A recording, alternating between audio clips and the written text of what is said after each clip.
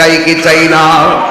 এই জন্য আমার যুবক, আল্লাহর হাবিব বলেছেন হাসরের ময়দান যেদিন কায়েম হবে, 7 শ্রেণীর মানুষকে আমার আল্লাহ আরশে আজিমের নিচে ছায়া দান করবে।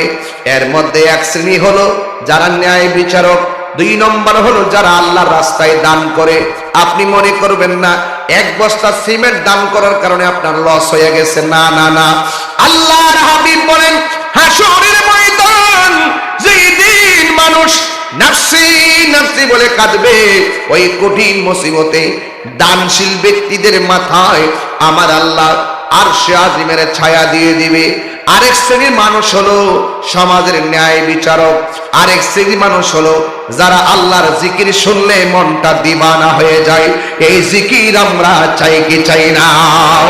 একটু মহব্বতে জিকির করেন আল্লাহ আল্লাহ আল্লাহ আল্লাহ আল্লাহ।